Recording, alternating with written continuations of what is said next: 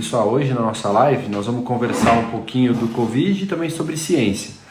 Teve muita controvérsia sobre os medicamentos, por que a comunidade médica era contra, em algumas situações, a cloroquina, que fases que são os estudos e por que e quando a gente se sente seguro em usar a medicação.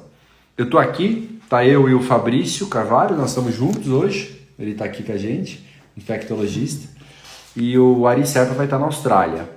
É importante destacar que eu e o Fabrício, tanto eu como ele, nós já tivemos o Covid e nós dois já estamos curados dele e já fizemos teste de controle, veio negativo, então a gente trabalha no mesmo lugar e por isso que a gente está junto. A gente não está tomando tanto o cuidado de ficar um longe do outro, pois nós dois já tivemos e a gente acredita que a imunidade seja permanente, pelo menos por hora. Bom, o Ari chegou, vamos chamá-lo para a gente poder começar.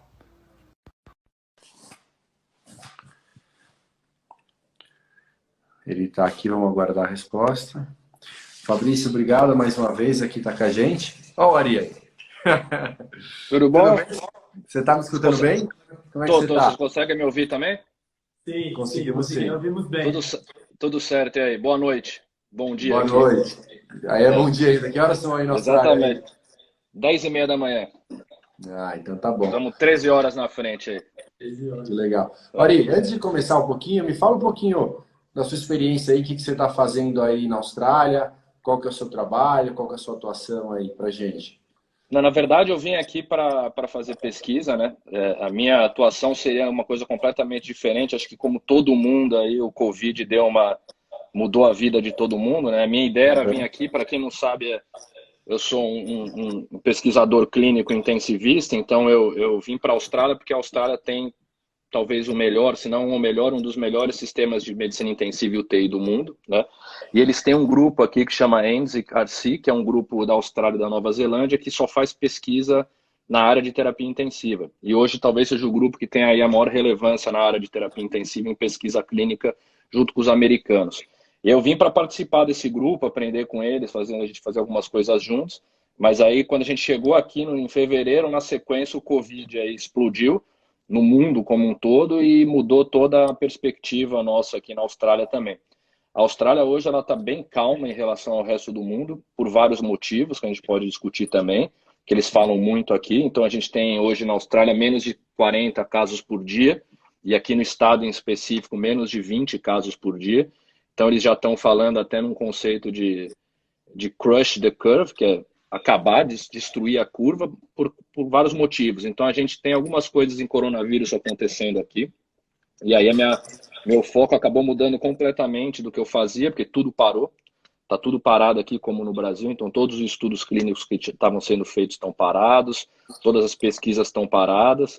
E está tudo voltado para o Covid. Então, a gente está ajudando em alguns trabalhos aqui com o Covid, somente com os italianos, alguns aqui e alguns também na Holanda. Que é mais ou menos isso que a gente está fazendo aqui na Austrália agora. Legal. Eu vou pedir para o Fabrício ele falar o cenário atual do Brasil, como é que estamos e as perspectivas, e depois você fala também um pouquinho da Austrália, tá bom, Ari? Perfeito, perfeito. Beleza. E aí, Ari, tudo bem? Tudo bom? Como é que você está? Tudo bem. Bom, antes de eu começar, você me permite fazer uma rasgação de seda aqui, rapidinho? Lógico. Queria só falar uma coisa. O Ari, além de ser um dos meus melhores amigos, eu vou rasgar cedo mesmo. Ele para mim, é um dos meus ídolos lá dentro da medicina. Que isso. Apesar dele ser mais novo do que eu. E ele é tão ídolo que ele é coautor da minha tese de doutorado. Então, tanto respeito e admiração que eu tenho por ele. Ele é um dos principais pesquisadores clínicos do Brasil. Para mim, é uma referência em metodologia e epidemiologia clínica. E, além de ser, na beira do leito, também um excelente médico. Não é um cara que fica só atrás da mesa, é um cara que vai para a guerra para frente também. Então, um prazer conversar contigo. Prazer é meu também. De forma profissional, não pessoal, mas é sempre um prazer. Tá? Exatamente. E, bom, aqui no Brasil, então, para atualizar, nós temos no momento, acho que mais ou menos 43 mil casos, um pouquinho mais de 43 mil casos e quase 3 mil mortes, são 2.700 óbitos relacionados ao Covid, né?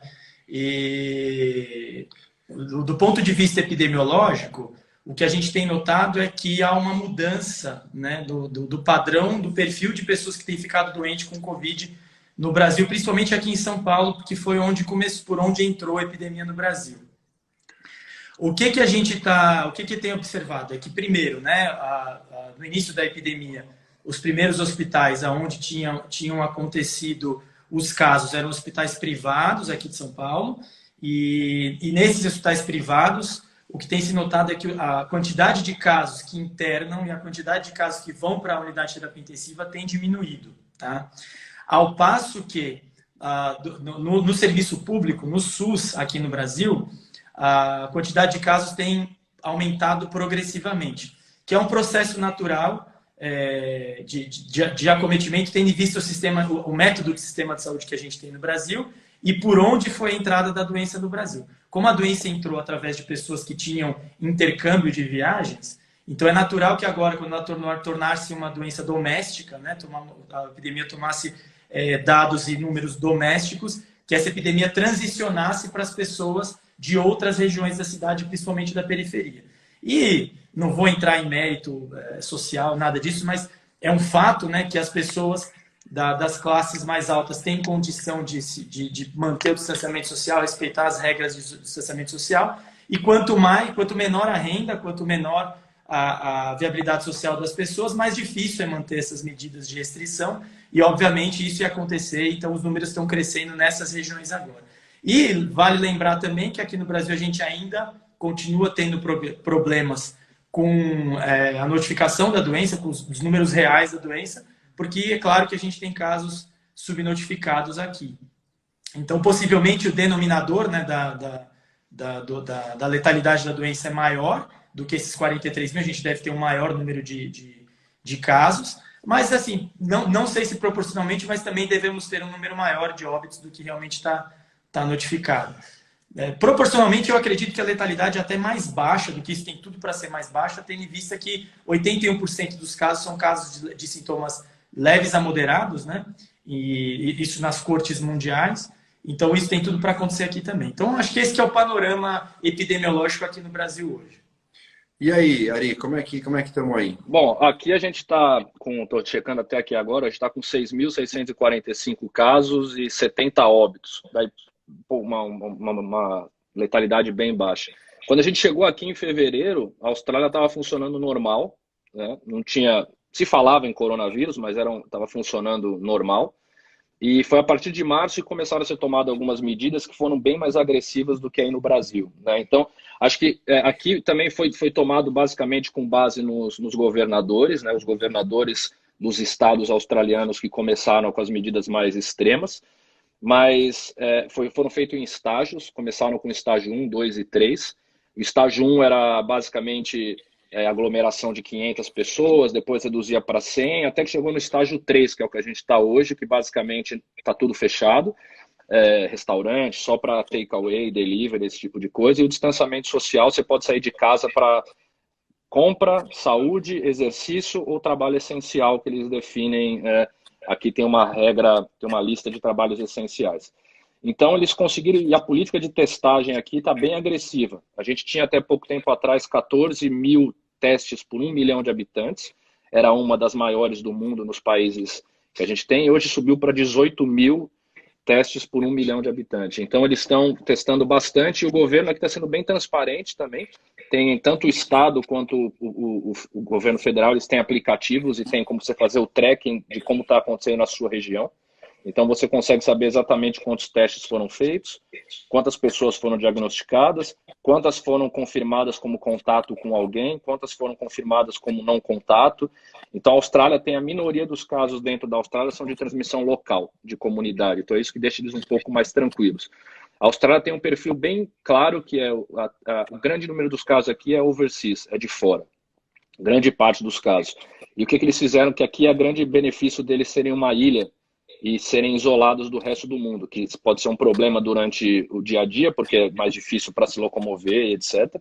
Mas é muito bom para isso. Eles têm uma ilha, eles até brincam que eles têm jacaré em volta da ilha, porque ninguém chega, eles fecharam a fronteira. Eles foram bem agressivos no fechamento de fronteira e fechamento de chegada de avião. Então eles conseguiram bloquear e aí a partir do momento que os casos que vinham de fora começaram a cair, o número total de casos caiu também. E a última medida que eles tomaram agora foi fazer uma quarentena obrigatória controlada pelo governo de qualquer pessoa que chega de fora.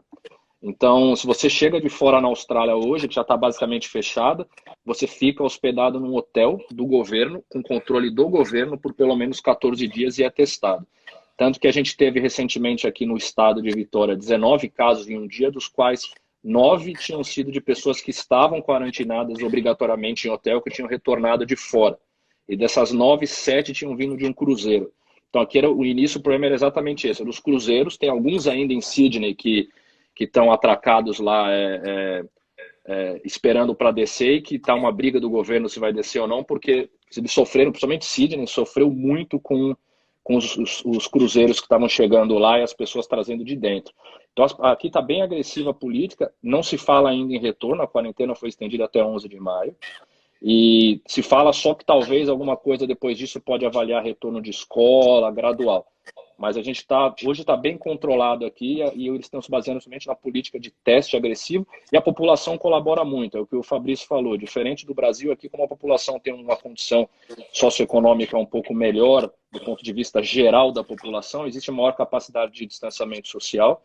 Existe também um suporte do governo com basicamente hoje 600 a 700 dólares por semana das pessoas que não têm capacidade de trabalhar. Então eles estão conseguindo manter, tanto que saiu hoje uma pesquisa que 70 e poucos % dos australianos são contra afrouxar as regras de distanciamento social. Então grande parte dos australianos ainda diz que tem que manter a quarentena e que querem ficar em quarentena. Então acho que isso que mudou um pouco. Então o sistema está calmo aqui. Houve aumento de número de leitos, mas está calmo. Diga. Me fala uma coisa, só para entender um pouquinho melhor. Como que é o sistema de saúde na Austrália? Que aqui a gente tem o SUS e a suplementar. Eu vou colocar particular e convênio juntos. Então, suplementar e SUS são 2 grandes blocos. Isso. E aí, como é que funciona? Aqui é um sistema, eles também têm o sistema privado de saúde, o sistema público, mas o atendimento da população como um todo é baseado no sistema público de saúde. O sistema suplementar, vamos chamar assim, de seguro, de privado, ele tem hospitais privados, mas eles são mais restritos para situações, vamos dizer, de cirurgia cosmética, cirurgia ortopédica, cirurgia de situação que não é totalmente eletiva, que você quer uma hospedagem, um quarto melhor, algumas coisas de exame um pouco mais rápido, mas o fato é, todo o sistema é baseado no sistema público. Então, se você tiver um coronavírus, por exemplo, você vai ser atendido e os desfechos, os resultados do sistema público aqui são excelentes. Os hospitais públicos que você vai aqui são hospitais que parece que você está em um hospital privado e o sistema funciona de forma excelente. Então, apesar dele ter o sistema suplementar, a gente paga insurance aqui, tem que pagar o seguro-saúde, mas ele é basicamente para a gente ter aí um maior conforto em determinadas situações. Ele é totalmente baseado no sistema público aqui. É diferente do Brasil. É mais ou menos como o NHS da Inglaterra, né? Então, para assistência primária e secundária, mais a secundária, você tem possibilidade de sistema suplementar, mas para terciário e quaternário é público. Perfeito. Terciário, até quando eu vim para cá, eu estava fazendo o meu seguro-saúde, até o meu chefe, todo mundo falou, Ari, se você quiser ir para uma UTI, fica tranquilo, você vai ter que ir para uma UTI no hospital público, que é o melhor lugar que você pode estar. Eles trabalham em hospital privado também, etc., mas o fluxo, etc., é tudo hospital público, então aqui é um sistema baseado em sistema público, que hoje tem mais ou menos 4.000 leitos de UTI, foi aumentado recentemente, mas eles já estão até revendo, porque viram que aumentaram muito e talvez não tenha essa necessidade por conta do que está acontecendo. É interessante para mim essa realidade que você vê na Austrália, que está totalmente sob controle a doença e o pessoal continua querendo manter sob controle, não quer pagar para ver, né? Eu acho isso uma coisa legal.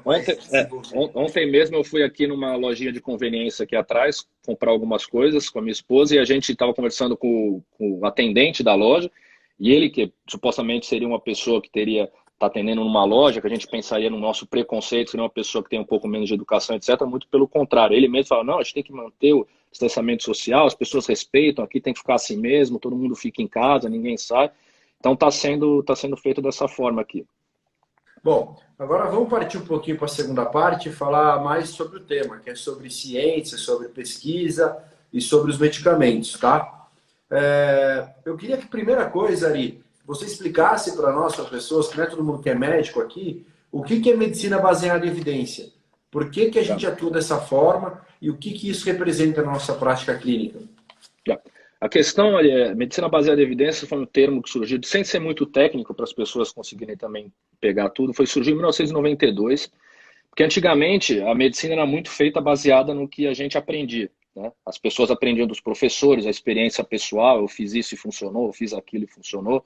E foi a partir de 1992 que um epidemiologista canadense chamado Gordon Guyatt, que ainda é um dos maiores epidemiologistas vivos que a gente tem, ele falou no JAMA, que é um jornal médico, o termo medicina baseada em evidência, que ele é basicamente uma forma de você determinar qual o dado que você tem para dizer alguma coisa. Então, se eu digo que o tratamento funciona, eu tenho que dizer por que ele funciona. Eu estou te dizendo porque o Ari acha que funciona. Eu estou te dizendo não, porque o Ari e o Ariê acham que funciona. Ou estou dizendo porque existem vários estudos que mostram que funciona. Então, a medicina baseada em evidência é uma forma da gente ter a informação relacionada a tratamentos, principalmente, vamos ficar mais no tratamento, de uma forma totalmente sistematizada e baseada no dado. O que é o dado? A gente testar e mostrar que funciona. Então, aquela ideia da medicina de que a meu professor falou, eu falei, a minha experiência, ela foi ficando um pouco para trás, porque foi visto que existia muito viés nisso. Existem vários viés que a gente pode discutir de você achar que uma coisa funciona porque você viu que funciona. Tem muitas coisas que podem te enganar no meio do caminho de você achar que funciona, mas não funcionar. Então, a medicina baseada em evidência, ela é uma sistematização do que a gente tem de literatura, publicação, estudo, para guiar o que a gente está fazendo na beira do leito. Então, a gente tem graus. Tem desde o grau mais leve, que é o cara, nesse assunto específico, eu só tenho a opinião do especialista. Então, você tem que saber que tudo bem, é uma limitação, mas essa opinião do especialista ela tem uma evidência muito fraca. Eu dizer que funciona é muito fraco. Alguém dizer que funciona é muito fraco. E a famosa pirâmide da medicina baseada em evidência. Conforme a gente vai subindo, a gente chega no topo da pirâmide. O topo da pirâmide é onde a gente quer estar, que são os melhores estudos, os melhores dados, a melhor evidência para poder dizer com certeza que alguma coisa funciona ou que alguma coisa não funciona. Então, desde 1992, a medicina baseada em evidência é o que vem guiando a nossa prática médica, que é tentar usar o dado para embasar o que a gente faz, e não a opinião. Isso, historicamente, teve alguns medicamentos que foram bastante utilizados e depois de estudos melhores provaram que mais faziam mal do que bem, não é isso? Sim, sim, sim. E me fala uma coisa, quais são os tipos de estudos, quais são as fases que um remédio tem que passar de testes para ele realmente falar, posso utilizar ou não posso utilizar? Então, a gente tem 4 grandes fases. Quando a gente fala aqui, a gente está dentro da medicina baseada em evidência, a gente tem um tipo de estudo, que são chamados estudos clínicos randomizados, que são estudos que a gente vai discutir também um pouquinho mais para frente, mas a gente tem 4 grandes fases para chegar no medicamento. As 3 primeiras são antes desse medicamento ser liberado pelos órgãos, então pode ser o FDA nos Estados Unidos, a Anvisa no Brasil, o EMA na Europa. Então, são os órgãos que avaliam e falam esse remédio pode ser liberado para o público. E tem uma 4ª fase que é depois da liberação. Então, tudo começa lá atrás, no estudo, quando os pesquisadores começam a determinar que alguma molécula, nesse momento a gente nem chama de remédio, de medicação, a gente chama de molécula, porque ela ainda é uma molécula, ela funciona em alguma coisa totalmente, que a gente fala de pesquisa de bancada. Funciona numa célula isolada, funciona num teste de bancada, então a gente não está nem falando de paciente, ainda muitas vezes nem de animais aqui ainda. Então é a primeira coisa. Depois a gente passa pelos estudos pré-clínicos em animais, onde a gente começa a testar essas moléculas em animais para entender, e aí a gente pode até mimetizar estudos em pacientes, animais que têm a condição que não tem, se melhora ou se não melhora. Passando essa primeira fase, que é uma fase de menos interesse para a gente aqui, a gente tem as 3 grandes fases de estudos em humanos. A fase 1 é quando você pega pessoas saudáveis, usualmente, um número pequeno de pessoas, e você dá essa molécula de forma a tentar entender como ela funciona no corpo humano. Então, se ela é excretada, se ela é eliminada do corpo pelo rim, se ela é metabolizada no corpo pelo fígado, quanto tempo ela fica na corrente sanguínea. Então, são exames que são feitos nesses voluntários para entender como essa molécula ela vai funcionar no corpo humano. Passando essa fase que a gente vê se essa molécula realmente está sendo segura no corpo humano, como ela funciona, a gente vai para a fase 2, que é quando você começa a ter já os pacientes com a condição de interesse, que nesse caso seriam já, por exemplo, os pacientes com coronavírus. Esses pacientes você começa a incluir nesses estudos e começa a dar essa medicação. E ainda um número muito pequeno. Por quê? Porque você quer confirmar a segurança dessa medicação nessa população específica. Então, os estudos de fase 2, que a gente chama, eles são muito amplos. Pode ser para avaliar a segurança, pode ser para avaliar já algum grau de funcionamento, de efetividade, que a gente chama. Pode ser para achar a melhor dose. Às vezes você pode fazer estudos com 10 doses diferentes para entender que aquela dose é a que melhor funciona. Então, aí a molécula que passa por essa segunda fase, ela vai para o fase 3. O fase 3 é o grande estudo. É o estudo com 1.000, 2.000, 5.000 pacientes, onde a gente divide esses pacientes em grupos de forma completamente aleatória, ninguém tem influência sobre isso. É um algoritmo de computador que quando você clica lá, ele fala, esse paciente vai tomar a droga A, esse paciente vai tomar a droga B. E a partir desse momento, se a medicação nesse estudo chamado de fase 3 provar que ela é melhor do que o placebo, que é a não medicação, ou melhor ao melhor tratamento padrão para aquela doença, aí você fala que essa droga funciona. E aí, com esse estudo em mão, você vai para o FDA e consegue fazer uma aplicação no FDA, na Anvisa, no EMA, para liberar a medicação. Então, você precisa ter essas 3 fases. No caso do coronavírus em específico, muitas pessoas podem falar, mas a medicação X já passou pela fase 1, já passou pela fase 2 e a gente está usando para outras condições. Sim, mas ainda assim a gente precisa de um estudo de fase 3. Que é no estudo de fase 3 que a gente consegue dizer, sem dúvida nenhuma, que a medicação comparado com ou não tomar a medicação, ou comparado com o melhor que a gente pode fazer, ela acrescenta algum benefício em cima disso. E é esse acréscimo de benefício que faz com que a gente decida por utilizar a medicação. Então, o estudo de fase 3 é o estudo que vem antes do FDA, da Anvisa, da EMA olhar e falar, vamos liberar essa medicação. E a partir disso a gente tem um estudo de fase 4 que é de menos interesse nessa situação, mas que é um estudo que a gente faz a observação de mundo real. A medicação está liberada, as pessoas estão tomando, a gente está coletando dado para entender. Um exemplo clássico desse é o Vioxx, para quem lembra do Vioxx. O Vioxx era um anti-inflamatório que era muito utilizado nos anos 2000, 2000 e pouco, e que saiu do mercado por um estudo de fase 4. Um estudo de fase 4 mostrou que estava tendo mais evento cardiovascular em pessoas que estavam tomando Vioxx. Ele foi retirado do mercado por causa disso. A GAT-fluoxacino também saiu por causa disso. São medicações que, para entender que as medicações elas podem ser liberadas e ainda assim podem ser retiradas, caso numa posterior avaliação comece a se observar algum problema com ela. Entendi. Então, só para fazer um resuminho, pessoal, tem a fase pré-clínica, que é in vitro, que é essas coisas, Isso. Que é a maioria dos estudos que a gente tem visto do Covid, que estão apresentando alguns resultados, que a gente vê na mídia falando que funciona, são pré-clínicos, e depois a gente vai para o clínico, acertar dose, essas coisas, né? Posso fazer dois parênteses? Fazer 2 parênteses, Ari. Então, primeiro deles, né? Para as pessoas entenderem qual que é a importância dos estudos de fase 3. Por que é tão importante os estudos de fase 3? Para tirar justamente dessa equação o fato de que o funcionamento ou não da droga está relacionado ao acaso, à sorte, ou mesmo até observação de quem está olhando. Porque é muito... Só para as pessoas entenderem assim, quando você não está comparando uma droga ou com placebo, ou com seja qualquer outra droga, no caso de uma doença que já exista, a droga padrão, você nunca vai conseguir comprovar que o funcionamento desse determinado grupo funcionou por causa desta droga em específico. Tá?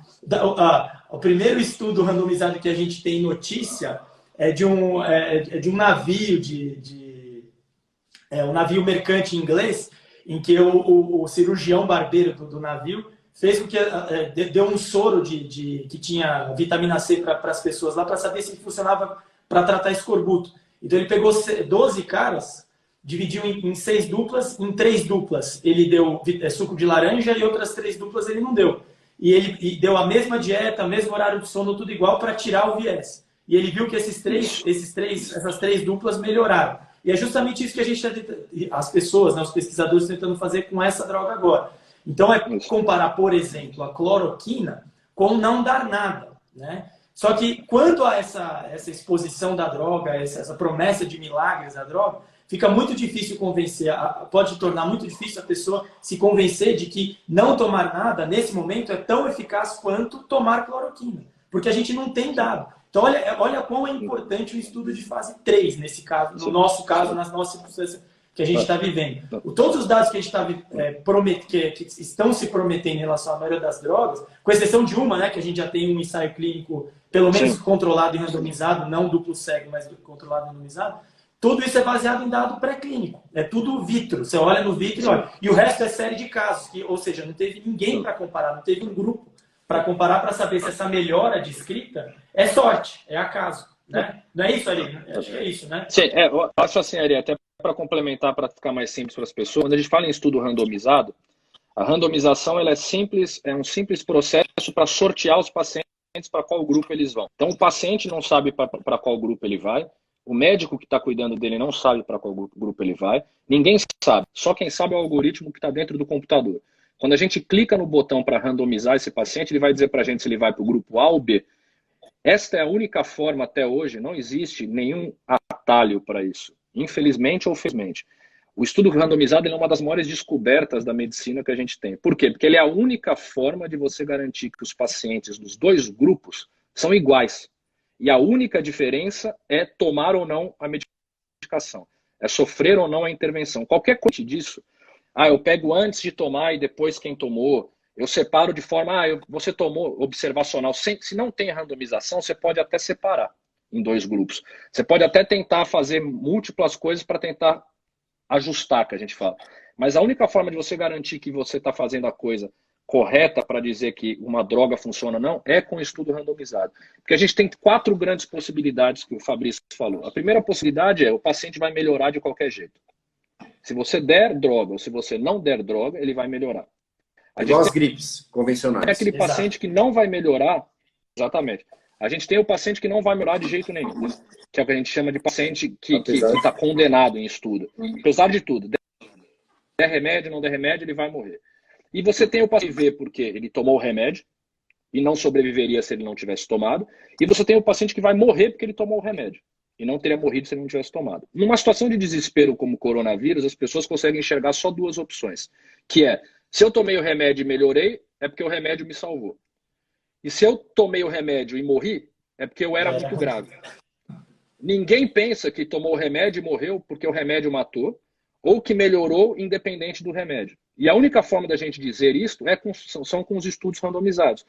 Por quê? Eu falo para você que sem tomar o remédio os pacientes sobreviveram 40%, 50%, 60%. E tomando o remédio o grupo de pacientes sobreviveu 80%, você vai falar, opa, talvez o remédio então dê 20% de sobrevivência. Agora, se eu te falo que o grupo que tomou o remédio sobreviveu, ao invés de 60, 61, deu na mesma. Então, por isso que eu preciso ter esse comparador para conseguir isolar essas 4 possibilidades. Senão fica sempre nisso, eu acho que funciona, eu vi que funciona. Só tendo essa comparação e tendo garantia que os pacientes são iguais e que a única diferença é a medicação ou não, é que a gente pode dizer que alguma coisa funciona. E eu vi, só desculpa já me alongando, mas eu vi uma pessoa perguntando aqui se é possível fazer estudo de fase 3 nessas épocas de pandemia. Eu diria que é ainda mais importante e mais possível, por vários motivos. O primeiro motivo é a grande limitação de um estudo de fase 3 hoje. A gente tem 2 grandes limitações. Uma, financeira. Segundo, número de pacientes. Por quê? Porque financeira está cada vez mais caro financiar um estudo. Para quem não sabe, por exemplo, nos Estados Unidos, isso varia de país para país. Nos Estados Unidos, um paciente incluído no estudo custa em média 15 a 16 mil dólares por paciente. Então você pensa no estudo de 5 mil pacientes, quanto vai custar. Aqui na Austrália, um estudo gira em média de 5 a 6 milhões de dólares australianos. Isso em situações simples, né? A estimativa de um estudo desse de droga pode chegar a 50 milhões de dólares. Então o primeiro é financeiro. E o segundo são os pacientes. Por quê? Porque você começa a não ter paciente para conseguir incluir no estudo. Eu preciso de 5 mil pacientes, começa a ficar difícil colocar 5 mil pacientes. Na pandemia a gente tem o dinheiro, porque querendo ou não, está todo mundo liberando dinheiro. E tem vários fomentos liberando dinheiro, muita gente liberando dinheiro. E tem paciente. Então todo mundo fala, tem tempo de esperar um estudo de fase 3 na pandemia? Se o Brasil tivesse incluído 10% dos pacientes deles em estudo, a gente teria 5 mil pacientes em estudos já. Então a gente já teria essa resposta. Muito rápido, porque tem o paciente. O que falta é participar. E quando a pessoa fala assim, mas seria ético eu colocar um paciente no estudo e não dar, por exemplo, como o Fabrício falou, a cloroquina? Sim, seria, porque a gente não tem evidência que a cloroquina funciona. O mais ético é fazer isso, entendeu? Porque dar o remédio sem estar no estudo, chama-se, nessa situação específica, seria um uso compassionado. É o paciente topando tomar um remédio que não tem comprovação nenhuma, sabendo dos riscos, porque ele tá muito grave. O uso compassionado no Brasil ele é restrito a situações de gravidade extrema, oncológica, etc., sem possibilidade terapêutica. A ideia que a gente tem que a cloroquina funciona vem de estudos que não eram feitos para isso. Primeiro vem de um estudo francês que não dá para a gente tirar nenhuma conclusão, e a gente pode discutir o porquê. A gente tem vários exemplos de drogas que funcionaram em coisas parecidas e que depois mataram os pacientes. E a gente não tem nenhum estudo. O estudo francês, basicamente, ele mostrou que dar cloroquina diminui a quantidade de vírus no sangue. Isso é o que a gente chama de um desfecho intermediário. O que interessa para o paciente de verdade? Se você fosse um paciente, te interessa eu te falar que eu dei a medicação e a contagem viral ficou 0, mas você não melhorou? Ou te interessa eu falar, te dei a medicação, a contagem viral não mudou nada, mas você sobreviveu mais? O que interessa é o de desfecho centrado no paciente. É o que melhora para o paciente. Ele sobrevive mais, ele sai mais rápido do hospital, ele volta mais rápido para o trabalho, a qualidade de vida dele fica igual. Todos os outros desfechos chamam o que a gente chama de desfecho intermediário. Tentar trazer que o desfecho intermediário vai se traduzir em melhora do desfecho centrado, isso é a maior mentira que pode acontecer. A gente já tem milhares de evidências mostrando isso. Eu posso citar 2. A primeira, a gente tem no nosso campo de ventilação mecânica, a gente tem um estudo que mostrou que uma determinada intervenção melhorava muito a oxigenação dos pacientes. O médico que está na beira do leito fala, bom, eu tenho um grupo que está oxigenando mal, está com a saturação de oxigênio baixa, e eu tenho um grupo que está com a saturação de oxigênio mais alta. Qual grupo eu quero estar? Eu quero estar no grupo de saturação de oxigênio mais alta. No final, esse foi o grupo que morreu mais. O grupo que tinha saturação de oxigênio mais baixa sobreviveu mais e hoje é o que a gente faz na UTI. A intervenção que levou a isso, no final, salvava vidas. Independente, se você olhasse só no meio do caminho, você ia falar, eu quero estar na outra, só que a outra ia te matar. Então esse é um exemplo. E outro exemplo a gente tem na cardiologia, diversos.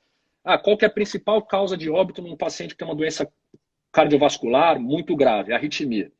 Então muitos pacientes fazem arritmia, o ritmo do coração fica irregular e ele morre. Tem a chamada morte súbita que a gente vê na TV. E aí tinham várias medicações que faziam o quê? Aboliam essas arritmias, diminuíam a quantidade de arritmia. E elas realmente diminuíam. Elas faziam um efeito nesse efeito intermediário. Era como se eles diminuíssem a carga viral do vírus. O que os médicos pensaram? Bom, se diminui a arritmia e a principal causa de morte é a arritmia, se eu der a medicação, eu salvei o paciente. Que nem aqui, se eu der a cloroquina, ela vai diminuir a carga viral, eu vou salvar o paciente. E os estudos também foram o contrário. Muitas dessas drogas mataram mais os pacientes, a despeito de controlar a arritmia. Então essa é a importância de ter esses estudos, porque pode baixar a carga viral, mas a gente não sabe se o efeito colateral que o remédio tem vai ser maior do que esse efeito. E só com estudo de fase 3 randomizado que a gente consegue ver isso. Ari, é importante deixar claro para as pessoas que existe 2 coisas bem importantes do que você falou. A primeira delas é o seguinte, os estudos de fase 1 e fase 2, eles são fundamentais. Eles precisam acontecer justamente para a gente poder ter os estudos de fase 3. Então, um estudo como esse, por exemplo, realizado na França, ele não é que ele não serve para nada, não. Muito pelo contrário. Ele nos dá o substrato para pensar que, devido ao racional fisiológico desse estudo, pode vir a funcionar na beira do leito. O que a gente faz errado é interpretar o racional fisiológico e trazer ele direto para a prática clínica, sendo que a gente ainda não observou desfechos clínicos, né? Sim. E outra coisa que é importante ainda, pegando esse gancho racional fisiológico, é as pessoas entenderem que sempre que há um racional fisiológico para determinada intervenção ou para determinado teste, não quer dizer que isso vai obrigatoriamente representar resultado na beira do leito, na prática clínica. Perfeito. Então, nesse caso, nem sempre a lógica ela é racional quando você traz para o número. Porque o que vai dizer a verdade é a ciência exata e não só a lógica. Né? Você precisa da lógica para bolar a estratégia, desenhar o seu trabalho, usar o conhecimento adquirido do racional fisiológico para trazer para o estudo, para comprovar em números, em ciência exata, se determinada intervenção, se determinada medicação, cirurgia, ou mesmo um determinado teste diagnóstico funciona ou não. Isso é muito importante, porque senão as pessoas vão achar, sempre que aparece alguma informação relacionada a uma razão para determinada droga funcionar, a gente vai aplicar, que é o que aconteceu no caso exemplarmente aqui, popularmente dito, da cloroquina. Bom, a cloroquina, é importante, Ari, só você me permite só fechar esse assunto assim. A cloroquina, ela tem o benefício, entre aspas, de já ter passado por muitos testes. Então, tem condições que a gente usa e tem que usar e ela comprovadamente funciona. Só que isso faz muitas pessoas falarem assim, eu já sei que é seguro mesmo, então por que eu não posso tomar? Vocês têm que entender que ela é segura em condições que ela foi testada para mostrar que é segura. Então, ela pode ser segura numa mulher de 25 anos que tem lúpus. Ela pode ser segura na malária. Num paciente com coronavírus, que usualmente tem acima de 65, 70 anos, em grande parte dos casos. Comorbidades, muitas vezes comorbidade cardiovascular. Maior risco de ter predisposição à arritmia cardíaca e morte súbita cardiovascular. E numa dose diferente, ela não foi testada. Então, a ideia de ter que, se tem muita gente que usa, ela é segura, eu posso usar, não se traduz. Porque a população é diferente, o risco dessa população é maior e a dose é diferente. Então, não podemos também ter essa facilidade de raciocínio. já que funciona naquele, eu posso tomar que não vai acontecer nada. Se eu te falar que um quimioterápico é super seguro num paciente com câncer de pulmão, você vai na esquina tomar o quimioterápico? Não vai. Porque tem efeitos colaterais, todas as drogas têm, entendeu? Esse é uma extrapolação esdrúxula, mas ela é a mesma coisa que acontece na cloroquina. O racional é o mesmo. Sim. Agora, eu queria saber de vocês, eu vou perguntar de duas drogas que eu conheço e depois vocês falam as demais. Em que pé, então, e resumindo, onde estamos na cloroquina hoje? No mundo e no Brasil? Em que estudo, que fase que a gente está da cloroquina? E depois fala da azitromicina também. E depois vocês me falam os estudos que tem medicamentos com dados sólidos. Você quer começar, Fabrício? Eu posso falar, mas acho que é até melhor você complementar, porque você faz parte de um estudo que está acontecendo aqui no Brasil. Então, para as pessoas entenderem, existem diversos estudos de fase 3 acontecendo agora com cloroquina. Na verdade, só para também deixar claro, existe a cloroquina e a hidroxicloroquina, que são drogas próximas, parentes, entre aspas, mas não são a mesma droga. A hidroxicloroquina possui uma vantagem farmacológica, nem sempre isso também se traduz em desfecho clínico, né? Que é que você precisa de uma concentração menor dessa droga para obter a mesma concentração sérica, a mesma concentração no organismo do indivíduo. Então, por exemplo, se você precisa de 50 decigramas por decilitro, uma medida aí de hidroxicloroquina, você precisa só de 23 para atingir o mesmo efeito, né, in vitro da hidroxicloroquina. Então, talvez ela traga menos toxicidade quando usada. Então, a gente tem diversos estudos em fase 3 acontecendo no mundo, nos Estados Unidos, Brasil, Europa, inclusive um grande aqui no Brasil, do qual o Ari participa, que a gente, nos hospitais que a gente trabalha, estão participando também. A azitromicina, ela participa como adjuvante do controle viral, junto com... Mas a cloroquina, a gente não tem nenhum fase 3 concluído. Não temos nenhum fase 3 concluído ainda. Eles estão sendo testados em pacientes graves e não em pacientes leves. Não, nas duas situações, tanto para pacientes leves quanto para pacientes graves. Que isso é outra coisa importante também de saber. E elas estão sendo testadas com qual objetivo? Então, aí vamos lá. Então, assim, para as pessoas entenderem, os ensaios clínicos estão acontecendo tanto para pacientes graves quanto para pacientes leves, ou seja, pacientes em fases mais tardias da doença e pacientes com fases mais iniciais da doença. Isso também é muito importante saber, para saber qual que é o tempo melhor da ação. Um dos ensaios importantes que foi publicado no New England no final do mês passado, início desse mês, é justamente uma das críticas essa. E aí o racional da doença é evitar, melhorar desfecho clínico, ou seja, melhorar a mortalidade, seja hospitalar, seja na UTI ou seja em 28 dias. Melhorar, outro desfecho clínico é o tempo que esse indivíduo vai ficar dentro da UTI e o tempo que esse indivíduo vai precisar de assistência hospitalar. Esses são desfechos, como o Ari falou, são os desfechos clínicos, tá? Não são desfechos como aquele estudo francês que é diminuir a carga viral. Isso eventualmente poderia até ser dosado, mas não é o mais importante. O importante é saber se tem desfecho clínico. E a azitromicina entrou nesse contexto porque naquele estudo francês, a junção das duas drogas, a N era muito pequena, era 20 só pacientes. Em um dos grupos, o grupo que usou hidroxicloroquina, 6 pacientes usaram também a azitromicina em conjunto e fez com que a carga viral caísse ainda mais rápido. Isso dá a ideia do racional fisiológico de que essa associação pode fazer com que o nível de vírus diminua mais rápido. Não quer dizer, é por isso que a gente tem que testar, que isso vai trazer um desfecho clínico melhor do que, por exemplo, só a hidroxicloroquina sozinha, ou mesmo do que só o tratamento convencional, que é apenas controle e suporte. Não é isso, Eli? A gente tem alguns, Ari, a gente tem mais de 250... Desculpa, aproveita e explica do Coalizão para o pessoal... Sim.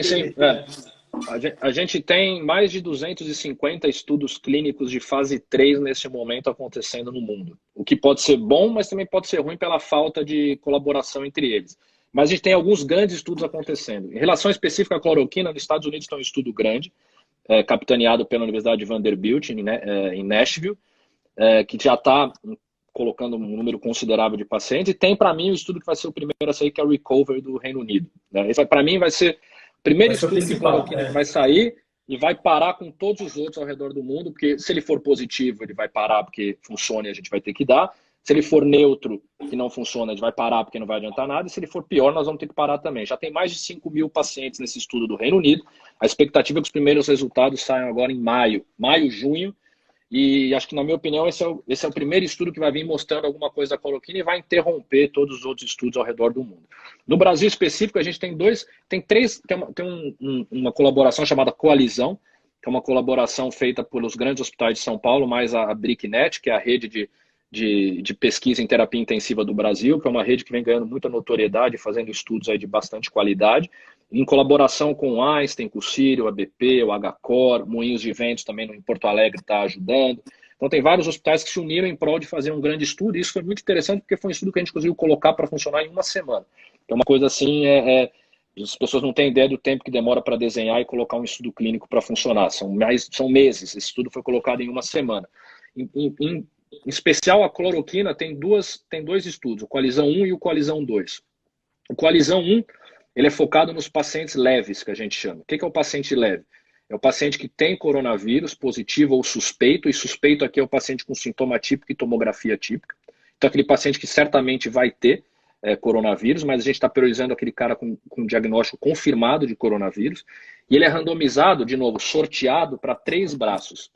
Um braço é o braço que ele não toma nada, que se não tivesse toda essa loucura que a gente tem no mundo hoje, política e etc., seria o natural.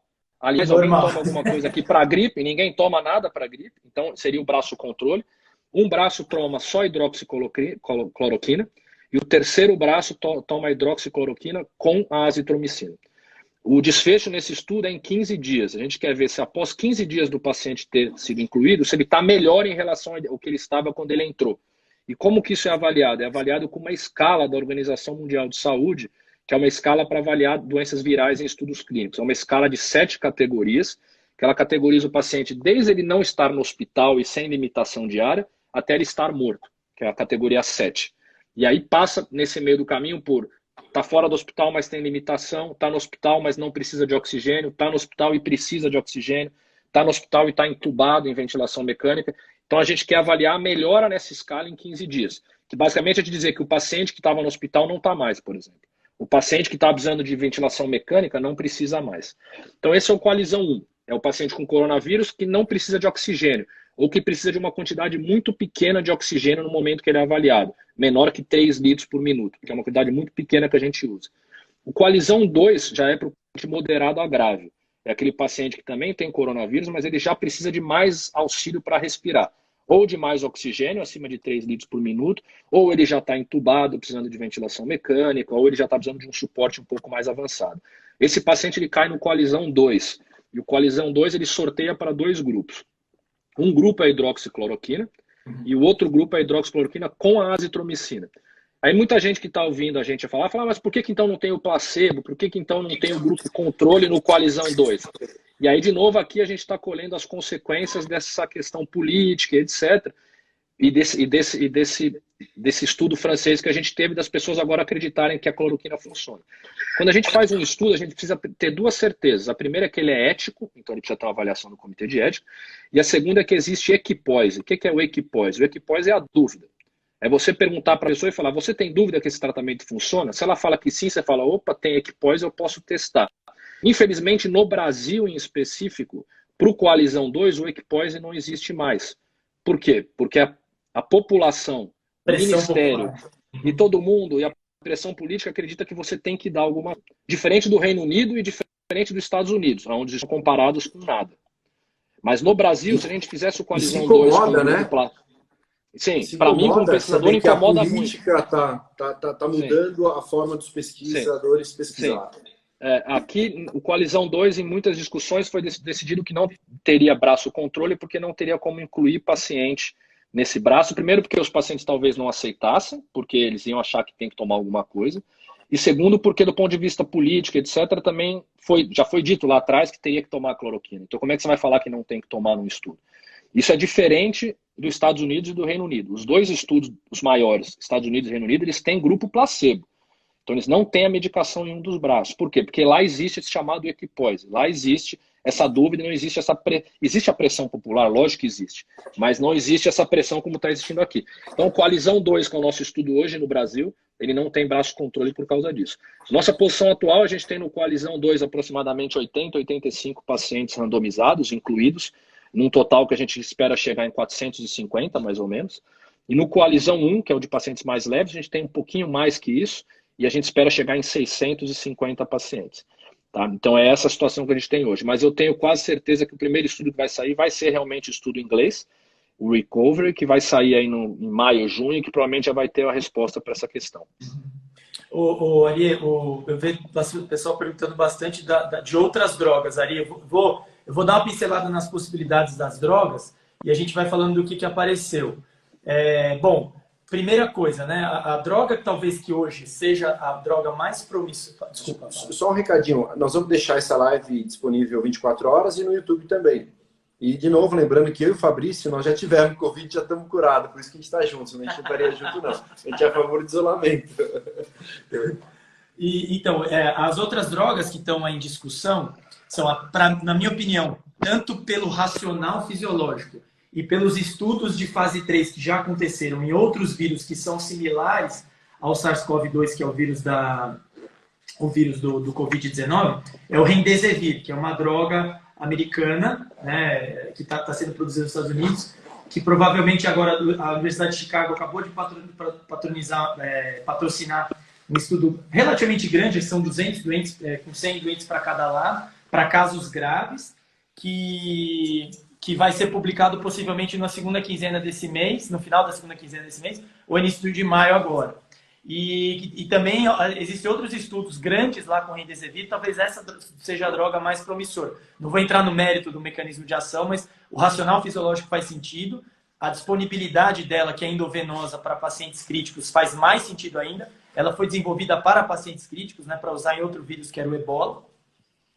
E a outra droga que foi usada aqui, que embora eu e o Ari a gente tem críticas à metodologia do estudo, que foi o Lopinavir e Ritonavir, que é uma medicação desenhada e usada no controle de HIV, e que o resultado foi negativo, infelizmente, né? Mas a gente tem algumas ressalvas pelo motivo pelo qual essa droga ainda deveria continuar sendo estudada. E outra pergunta e outra droga, né? Na verdade não é droga, uma terapia que perguntaram aqui, que foi sobre o soro convalescente, né? O soro de pacientes curados, que também existem ensaios clínicos acontecendo, tem um ensaio clínico grande acontecendo nos Estados Unidos e um acontecendo no nosso hospital, no Einstein acontecendo também.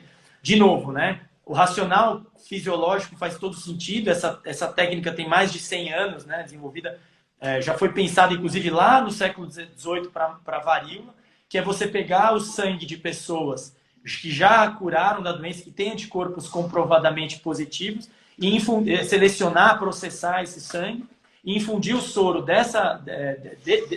oriundo desse processamento para infundir nos pacientes com quadros graves. Teve um trabalho no JAMA, publicado no final do mês passado, que para pacientes muito graves, foram 5 casos. De novo, não dá para concluir que isso funciona, mas no contexto atual nos deu uma pista de que possivelmente essa é uma terapia possível. Então agora falta a gente fazer um fase 3 para ver se isso caso ou não. Eu acho que você me permite, vale citar que no Brasil vai começar um fase 3 de soro convalescente. Tá? Até acho que aqui vale a pena para eu fazer mais uma colocação. Eu acabei de ser convidado essa semana para fazer parte do DSMB, desse estudo de soro convalescente. O que é isso para as pessoas já entenderem, né? Muitas pessoas perguntam, mas o estudo é seguro? Se eu colocar meu familiar e ele cair no grupo placebo, se eu colocar meu familiar... Primeiro que todo estudo tem avaliação do comitê de ética para dizer se ele é ético ou não. Isto é, se ele tem que ser feito ou não. Então, e todos os estudos de coronavírus estão passando pela CONEP, a Comissão Nacional de Ética em Pesquisa. Eu posso garantir para vocês, se tem alguma comissão que rica, no bom sentido, é a CONEP. Eu garanto para vocês isso. Eles não deixam passar nada. Essa é a primeira coisa. E a segunda coisa é que todos esses estudos de coronavírus estão fazendo...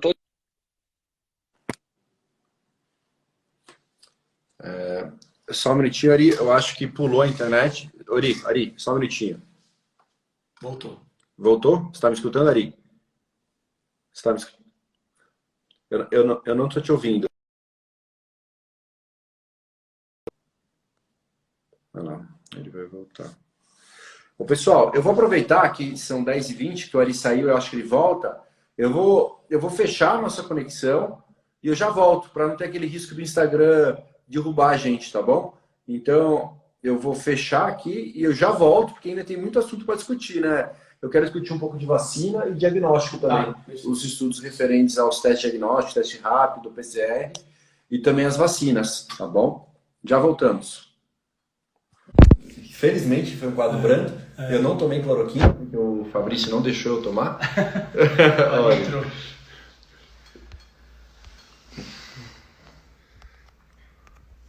O Ari tá chegando.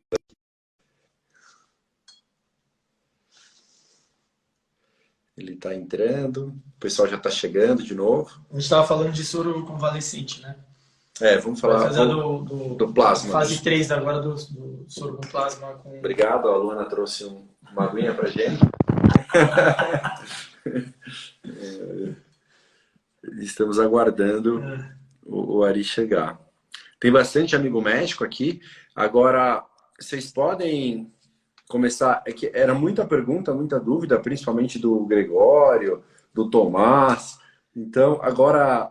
Nós vamos tentar ler as perguntas de vocês, tá bom, pessoal? Vocês podem mandar algumas dúvidas de estudo, principalmente relacionada aos estudos clínicos, segurança e eficácia dos dados que a gente tem. Deixa eu tentar chamar o Ari aqui. Ele é bom, o Ari é bom de estudo, mas é ruim de tecnologia, então a gente precisa dar uma ajuda para ele aqui. Fabrício, quer dar uma repassada enquanto o que a gente... Aí voltou. Estão ouvindo? Agora tem. Então só para fechar aquilo que eu estava falando do soro convalescente. Perfeito. Só para fechar, então, então a gente vai ter um estudo fase 3 agora no Brasil, que é a Unicamp, a USP Ribeirão, o Einstein e alguns outros hospitais estão participando, que vai ser um estudo randomizado para soro convalescente. Então, o paciente que vai receber o soro convalescente ou não vai receber o soro convalescente. E eu fui convidado agora para ser presidente do DSMB desse estudo. E por que eu estou dizendo isso? Porque é importante as pessoas saberem também. Todo estudo randomizado, ele tem um comitê externo, independente, que toma conta do estudo. Que é isso que a gente chama do DSMB ou DMC, ou em português CMD, que é o Comitê de Monitoramento dos Dados. O que é esse estudo? O que é esse comitê? Ele é formado por pessoas que não têm relação com o estudo. Então eu, por exemplo, eu não tenho nenhuma relação com esse estudo de soro convalescente. Nenhuma. Eu não sou pesquisador dele, eu não vou sair na publicação final, eu não estou envolvendo o paciente, nada. Eu sou um comitê que os pesquisadores do estudo vão me mandar informações do estudo e eu, como comitê, junto com mais 2, 3 ou 4 pessoas do comitê, vamos avaliar se o estudo está sendo feito da forma certa, vamos avaliar se o estudo está colocando os pacientes em risco, vamos avaliar se o estudo tem que ser parado antes da hora. E esse DMC, ele é de forma independente, ele guia o estudo. Ele dá orientações para os pesquisadores do tipo, tá fazendo mal, tem que parar. Tá fazendo bem, continua. Já tá fazendo muito bem, para antes. Então, além do comitê de ética, além do comitê de ética, ainda tem um comitê externo independente a esses estudos que também toma conta do estudo e dos pacientes para evitar que seja feita alguma coisa errada ou seja causado algum tipo de dano aos pacientes. Ari, e você quer falar? Eu queria só que vocês fechassem rapidinho. Lógico. Do plasma. Ainda a gente não tem nenhuma evidência, já foi testado. Nada mais do que uma pessoa que curou, que nem nós, doar o sangue, eles preparam e dá para o paciente. É isso aí. Em breve teremos essas respostas. A gente ainda, o que a gente comentou, existe um racional fisiológico, tem uma série de casos publicados no jornal de muito impacto e ele dá a dica de que isso pode funcionar. E aí vem os estudos de fase 3, são esses que a gente citou, um que está acontecendo no Einstein e essa junta de hospitais que o Ari vai ser o presidente do comitê de dados. É isso. O nosso amigo Felipe Rotman, anestesista, está perguntando se já tem algum estudo de andamento ou recomendação em relação à maneira de ventilação desses pacientes. Eu posso começar com essa ou não? Depois você marca. Pode. É o seguinte... Vai ter estudo, inclusive a gente vai submeter o nosso agora, vai ser uma série de casos que a gente não vai comparar com nenhum grupo, a gente vai fazer um relato de série de casos dos nossos primeiros doentes que tiveram ventilação mecânica lá no hospital. Então a gente vai mostrar o que a gente fez para termos dados epidemiológicos e possivelmente dar substrato para adotar estratégias diferentes e comparar com a nossa ideia. O que a gente tem objetivamente de ventilação mecânica hoje, o Ari me corrige porque ele sabe mais do que eu, tanto sobre ventilação mecânica quanto a pesquisa de ventilação mecânica. O que a gente tem muito mais são o que a gente já usou para como é que eu vou explicar? Para SARA, para síndrome do desconforto respiratório agudo em adultos. A gente tem usado as estratégias e, na minha opinião, dos dois melhores estudos melhores dados publicados até agora, na verdade não são dados que foram editoriais, foram dois recentemente publicados. Um numa revista europeia, da Sociedade de Medicina Europeia, do Gattinoni, que ele dá os fenótipos possíveis e quais as estratégias baseadas no conhecimento que a gente tem de SARA prévia poderiam ser adotadas para essas coisas. Um lado são pacientes que ainda estão num estágio grave, porém não tão grave de comprometimento pulmonar, que esses doentes responderiam a uma determinada estratégia de ventilação mecânica, e do outro grave, que é o outro perfil, outro fenótipo que a gente fala, que responderia melhor a outra estratégia de suporte ventilatório invasivo.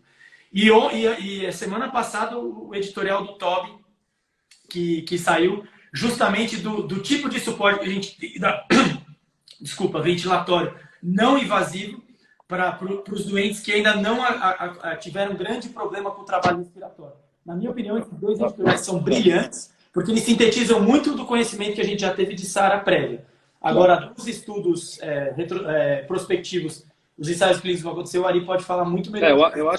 Eu acho que, abrindo esse parênteses que o Felipe perguntou, porque isso talvez vai fugir um pouco do que quem não é médico, e principalmente quem não é médico especialista nessa área, vai. Mas só dando essa brecha rápida, a gente já volta para uma coisa mais direta. Mas quem não é médico, vai ter um familiar que vai precisar ser entubado. Então exatamente, E aí a questão é assim, a gente não acredita que a gente vai ter nenhum estudo randomizado de estratégia ventilatória nessa específica para o coronavírus, mas eu acho que assim como a ideia de ventilação mecânica vale também para medicação. Esses pacientes vêm ensinando para a gente que a gente tem que fazer o que a gente chama de não causar o dano, em todos os aspectos. E a gente aprendeu muito isso já na ventilação mecânica. Então a gente tem algumas coisas. Primeira coisa, tem dado mostrando que muitos pacientes conseguem ser suportados de forma não invasiva, que a gente fala é o quê? Sem colocar o tubo. Então só com ventilação não invasiva, catéter nasal de alto fluxo. Isso na Holanda eles têm visto muito, porque na Holanda eles têm uma diretriz bem restrita de admissão de idosos na UTI e pacientes com comorbidade. Isso é uma coisa que na população da Holanda isso é muito natural, é diferente da gente que é brasileiro. Eles já têm naturalmente restrição de cuidado para pacientes que têm comorbidade e são muito idosos na UTI. Então eles já não admitem esses pacientes na UTI naturalmente, e isso agora no coronavírus está sendo mais exacerbado por conta do problema de leito. E o que eles têm visto lá é que muitos dos pacientes idosos que eles não admitem na UTI, consequentemente não intubam, depois de um tempo melhoram só com o suporte não ventilatório, mostrando que o suporte ventilatório não invasivo pode ser uma estratégia. E uma vez que você entubou o paciente, eu acredito que é igual à medicação. A gente tem que tentar não causar dano ao paciente. A gente tem aprendido isso na terapia intensiva. Quanto mais medicação a gente dá sem saber que funciona, mais a gente acrescenta efeito colateral. Quanto mais a gente erra na ventilação, a gente mais tem problema. Então, a ventilação, na minha opinião, a estratégia tem que ser estratégia protetora, que a gente chama, quem trabalha na área deve ter ouvido esse tema já, e não causar dano ao paciente. A gente não vai ter nenhuma estratégia específica para coronavírus, na minha opinião. Eu concordo. Acho que também nem faria sentido, né? Exatamente. Nem faria sentido. Você falar da vacina? Agora vamos partir já para a linha final. A gente fala um pouquinho de vacina e testes. A vacina, qual a perspectiva? Qual o fluxo para se desenvolver uma nova vacina? E qual a perspectiva que a gente tem do coronavírus para cumprir todo esse fluxo, que não é tão simples? Ari, posso só fechar então esse que a gente falou dos estudos? Eu vou só fechar do Fabrício lá de vacina, que ele sabe muito mais que eu disso. Só para fechar para as pessoas entenderem, muitas pessoas vêm e falam: mas como que a gente vai fazer um estudo nessa época de pandemia, desespero, a gente tem que arrumar alguma coisa, tem que fazer alguma coisa. Eu acho que vale a pena a gente lembrar que existe uma coisa na pesquisa que chama GCP, que são as boas práticas clínicas. O que é isso? São diretrizes mundiais que dizem como a pesquisa deve ser feita. Então tem desde como que o termo de consentimento para o paciente aceitar participar, quais são os steps. E essa GCP, o embrião dessa GCP foi criado durante a Segunda Guerra Mundial. O embrião. Por quê? Porque são em momentos de exceção, como guerra, como pandemia, que violações éticas, metodológicas, etc., acontecem porque as pessoas acham que é justificável. E não é justificável. Não é justificável você ter violação ética, você ter violação metodológica, porque você está em uma pandemia. Então a GCP, o embrião dela surgiu exatamente no momento de exceção, que era a Segunda Guerra Mundial. Porque naquele momento as pessoas faziam pesquisa da forma mais absurda possível. E, obviamente, que esse absurdo não é o que a gente está fazendo agora, nem perto disso, mas muitas vezes a gente dá algumas medicações sem nem ter ideia que ele funciona, é um absurdo, é uma violação ética, é uma violação de método. Então, seguir a GCP se faz ainda mais imperativo em momentos de exceção, onde muitas pessoas pensam que o momento de exceção justifica você fazer coisas sem comitê de ética, você dar remédio para o paciente sem perguntar se ele quer tomar, você colocar o paciente no estudo sem perguntar se ele quer participar. Então, a GCP, nesse momento, ainda mais ela tem que ser seguida, ainda mais a gente tem que fazer a coisa do jeito certo. Então, é só isso que eu queria deixar para as pessoas entenderem. Não, mas isso é perfeito, porque eu te falo, eu que tive a doença, na hora que você pensa, poxa, se eu piorar, vou tomar a cloroquina ou não vou? Principalmente porque as lideranças do nosso país colocaram essa dúvida na ciência. Eu acho que exatamente. Uma questão política que impactou. Mas na hora que chega perto da gente, até uma atitude meio que desesperadora, a gente passa a acreditar naquilo que a gente achar que é mais interessante para a gente, na verdade, né? Sim, sim. Eu acho que essa foi a grande questão que a gente teve com relação ao nosso presidente, que esse motivo, esse momento, poderia justificar, e alguns médicos, a gente sabe, próximos da gente, apoiaram essa ideia de que em momentos como esse poderiam pular algumas etapas ou pular alguma regra. Daí que é o perigoso, né? Daí sim, exatamente. Essa atitude de desespero, né? O caminho da pesquisa ele não é fácil, mas ele é possível de ser percorrido se tiver colaboração. De novo, existe o paciente, existe pessoas a fim de fazer. Se todo mundo colaborar, a gente consegue ter essas respostas rápidas, sem pular etapas e sem criar atalhos que podem colocar todo mundo em risco. Essa é a grande questão. E também tiveram os estudos aqui no Brasil, até para essa grupo, que pularam algumas etapas e que agora foram suspensos, não é isso? Exatamente. Porque, de novo, é o que eu falei para vocês, a Comissão Nacional de Ética em Pesquisa, a gente tem muitas críticas a fazer para elas. Muitas, muitas. Elas são extremamente tacanhos em algumas coisas, não são tão avançados em alguns conceitos, mas uma coisa que ninguém pode falar da CONEP é que eles não tomam conta do participante de pesquisa. Eles tomam muita conta, e se você comparar com alguns países do mundo, até mais. Então, eu brinco que o único jeito de você se prejudicar numa pesquisa é você cometer uma violação ética que a CONEP vai te pegar. E ela vai te pegar, e aí esse é o grande problema. Porque é exatamente isso, você não pode fazer um estudo sem que o paciente saiba que ele está participando, sem que o paciente tenha dado autorização. Então esse é um grande problema e não é justificável em momento de pandemia fazer isso também. Diz respeito à liberdade individual e livre-arbítrio, né? Exatamente, exatamente. Tudo bem? Vamos passar para a vacina, então? Vamos lá. Bom, a vacina, acho que a dúvida de todo mundo em relação a vacina é quando que vai chegar. Tal. Então, primeira coisa importante de salientar é que não há nem certeza de que vai haver uma vacina. Isso é o que todo mundo espera, é provável, é possível. Aliás, é mais que possível, é provável que vai haver uma vacina, mas isso não é uma certeza porque a vacina, assim como qualquer outra medicação, qualquer outra intervenção, precisa passar pelas 4 fases, desde da fase pré-clínica até a terceira fase, para que ela possa ser liberada. E a vacina ainda tem uma coisa que ela é especial, que é o seguinte: a vacina é uma intervenção que você faz em uma pessoa que não tem problema. O que é muito diferente de você fazer uma intervenção em uma pessoa que já tem um problema ativo. Então, além da questão de que você não pode causar o mal, você tem que ter segurança de que essa vacina não vai trazer a doença especificamente que ela quer prevenir. E, além disso, os outros efeitos colaterais possíveis que qualquer outra vacina dão. Então, os efeitos colaterais como todos os outros. Para as pessoas terem uma ideia de quanto tempo leva para fazer uma vacina, a vacina mais rápida até hoje produzida para uma doença em que ela não se havia contato a ela e que ela ficou, desde o processo que teve contato com a doença até ela terminar e ficar pronta, foram de 4 a 5 anos. Tá? É mais ou menos a situação que a gente está vivendo hoje, porque essa doença é nova, de um vírus que a gente não conhece, apesar de conhecermos primos, parentes desse vírus, mas esse vírus especificamente a gente não conhece. Esses antígenos do vírus a gente não conhece. Então, o processo vai ser muito lento. Pela circunstância e pelos recursos dispostos até hoje, acredito que esse processo, se acontecer, não vai levar tudo isso de tempo. Mas a previsão mais otimista aí é entre 1 ano e meio e 2 anos de desenvolvimento das vacinas. Nesse momento, em que a gente está? A gente está no momento em que os testes estão na transição da passagem dos testes pré-clínicos para os testes clínicos.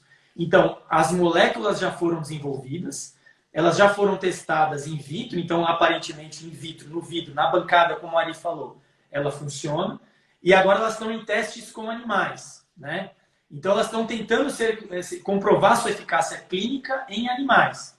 Só que, além disso, ainda tem outro problema, que além de comprovar a eficácia clínica, você ainda precisa testar a dose. Por que você precisa testar a dose?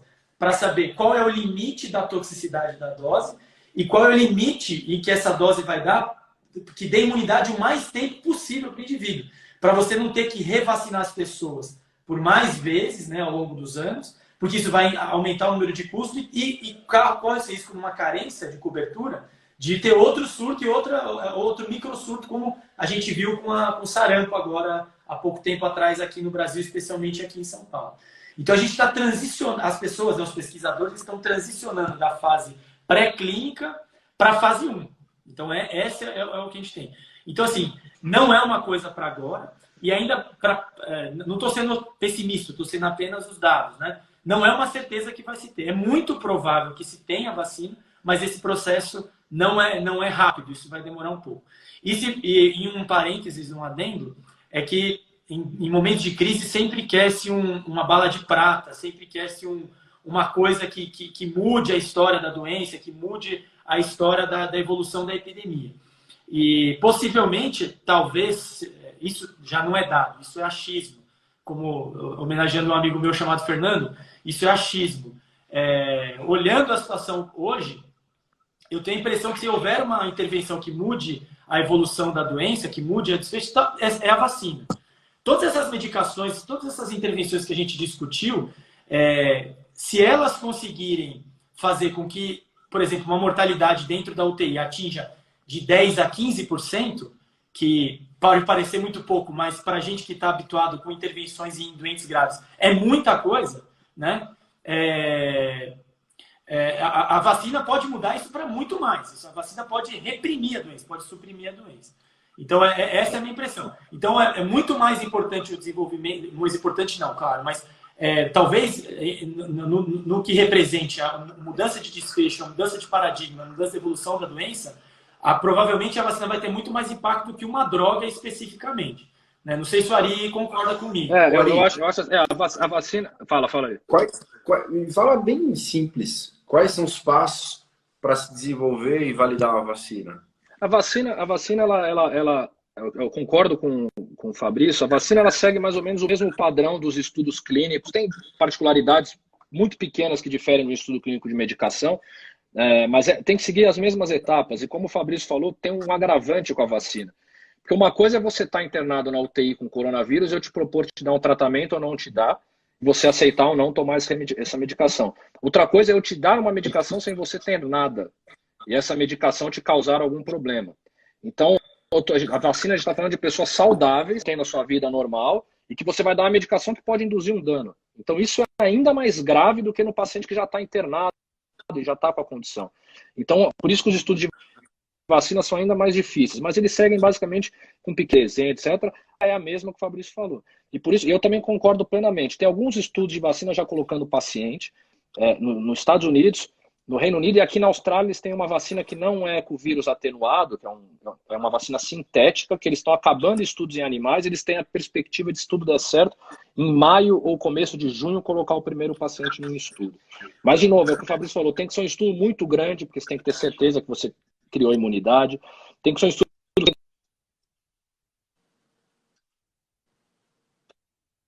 certeza que não vai causar dano, porque você não pode dar uma vacina e causar dano num paciente. Beleza. Você está me escutando agora, Ari? Espera que tá pensando aqui a internet. Você está me escutando? Eu não estou te ouvindo.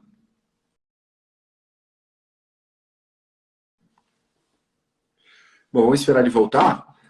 Agora eu vou... Tá um pouco longo aqui, tem bastante coisa, muita dúvida.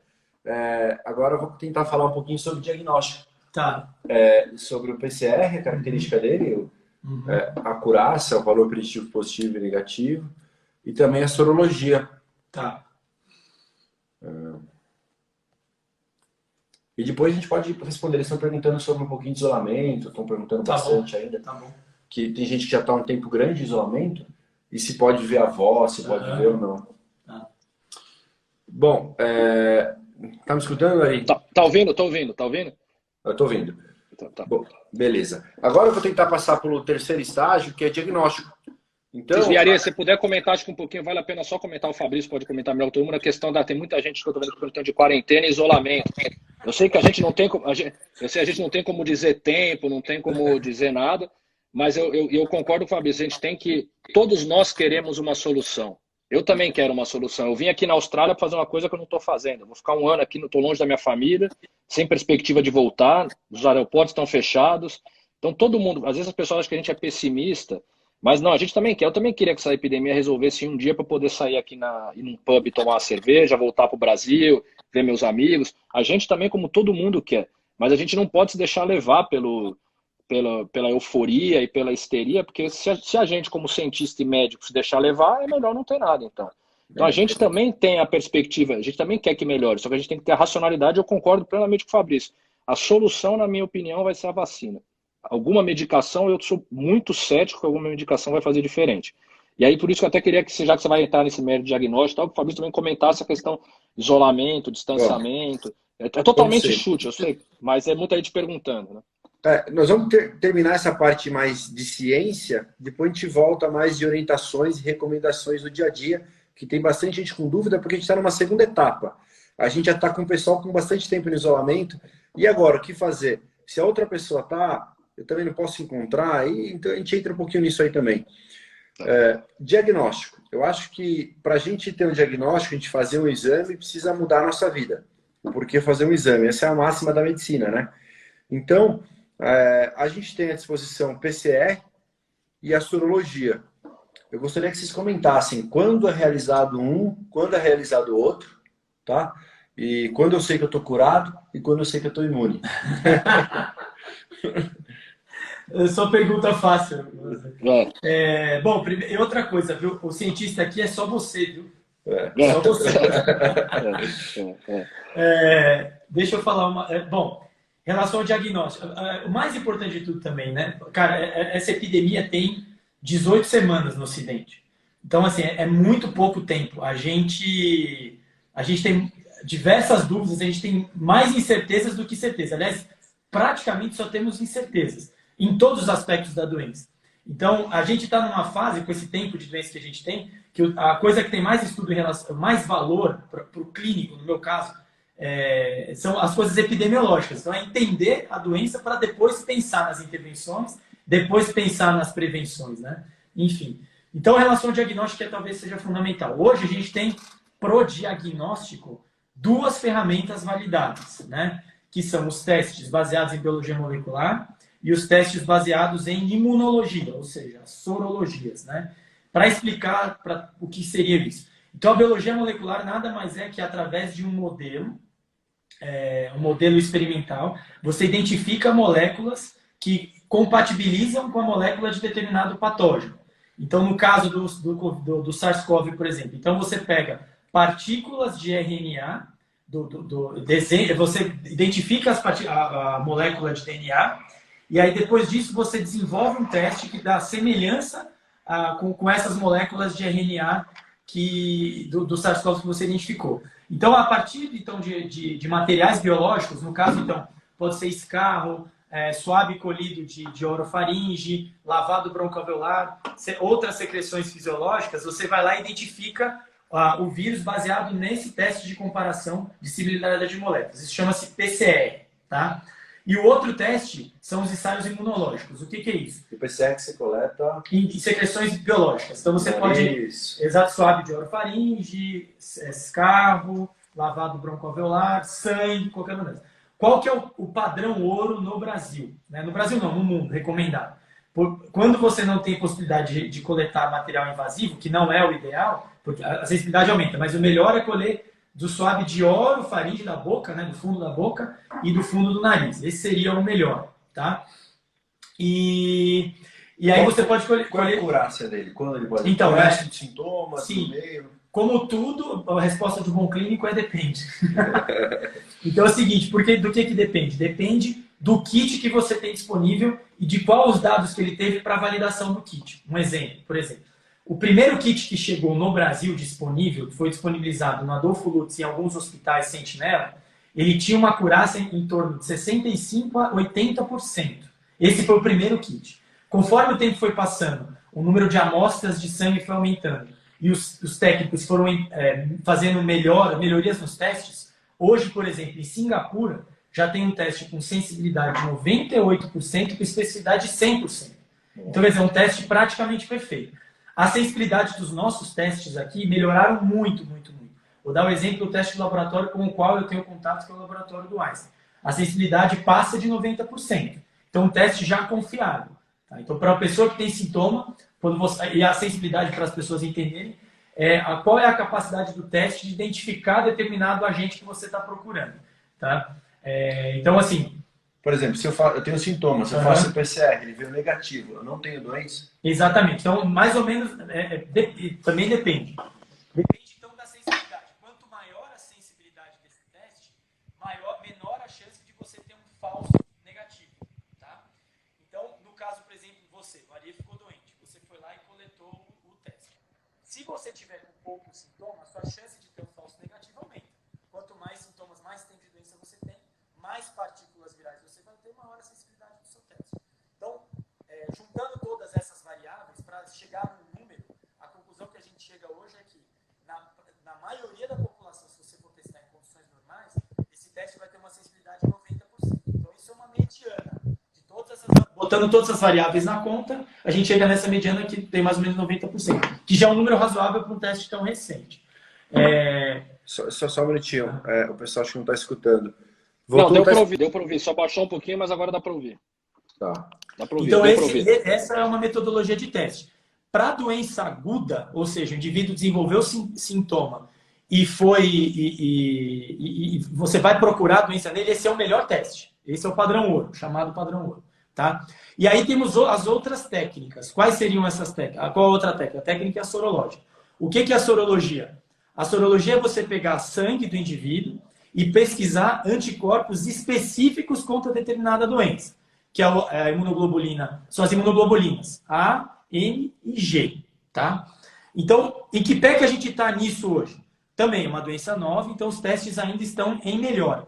Para você determinar a acurácia de um determinado teste sorológico, você precisa ter uma gama gigante, uma grande amostra, testar várias vezes para você melhorar o seu método para chegar em números bons. Então, os números hoje que a gente tem para a sorologia, para os testes sorológicos, em geral, eles são medianos, eles são razoáveis.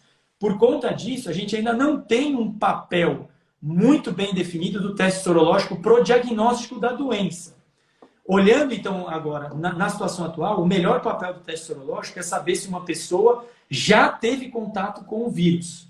Então, numa fase tardia, uma pessoa que já teve sintoma, não conseguiu testar porque a gente tem problema com a testagem em massa, a gente tem problema em testar todo mundo está sintomático. Então, essa pessoa teve sintoma, ela não conseguiu testar por circunstâncias de saúde pública. Passados-se 20 dias, 21 dias, você vai lá e dosa a imunoglobulina do indivíduo para saber se a imunoglobulina subiu.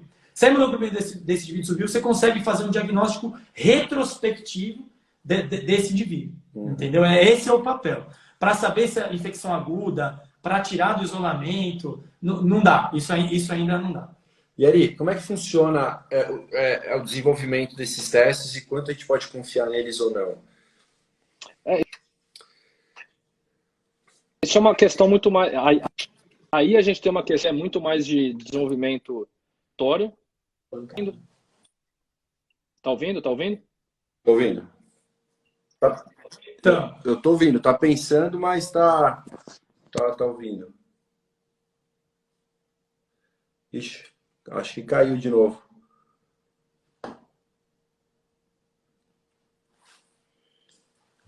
Deixa eu só então aproveitar que ele caiu, eu responder uma pergunta da Rafa e da... Pode voltar, volta ali. Depois. Aí, vai lá. Então, o pessoal está perguntando aí do IgG.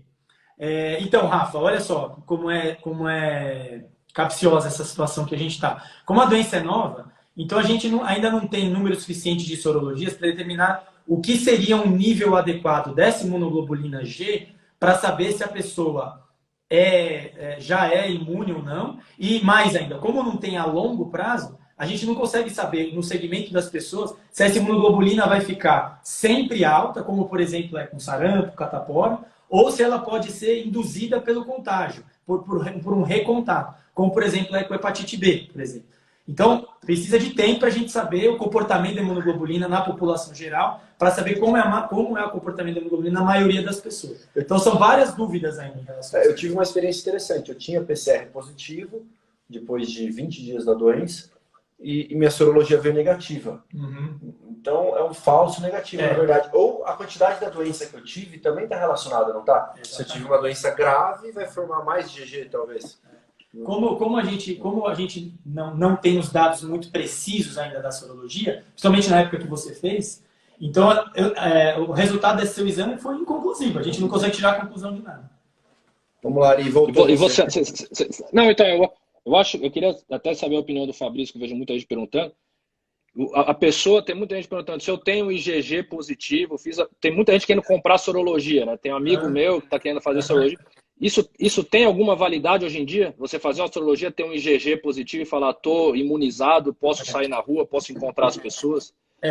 Então é o seguinte, não tem dado ainda disponível, porque os testes são recentes e a população testada ainda é pequena. Então não dá para garantir 100% de certeza que você está completamente imune, nem por quanto tempo, se é que você fica imune. Então, seguindo o racional fisiológico que a gente conversou, baseado em outras epidemias, em outros vírus RNA, é muito provável que você, tendo essa infecção uma vez, produzindo imunoglobulina G, você vai ficar imunizado, pelo menos por um curto período de tempo. Isso é muito provável, baseado nos outros dados. E os outros pesquisadores, tem um podcast muito interessante publicado no JAMA, umas 3 semanas atrás, com o diretor de vacina da Mayo Clinic. E ele falando que se você não for seguir o padrão de todas as doenças RNA que a gente com RNA vírus que a gente teve até hoje, você vai estar imune. Não conseguimos comprovar, mas é muito provável que sim. Inclusive ele fala de vacina. Então a probabilidade de um indivíduo que teve a infecção, produzir imunoglobulina G, se reinfectar nesse período curto, é baixa. Tenho certeza? Não tenho certeza. Tá? E digo mais, a acurácia dos testes sorológicos que ainda são baixas hoje, possivelmente daqui a 2, 3 semanas isso mude, essa situação. Se a pessoa já teve a doença com PCR positivo e não produziu imunoglobulina G, eu não consigo nem garantir que ela não está produzindo imunoglobulina G ou o teste que não foi capaz de identificar.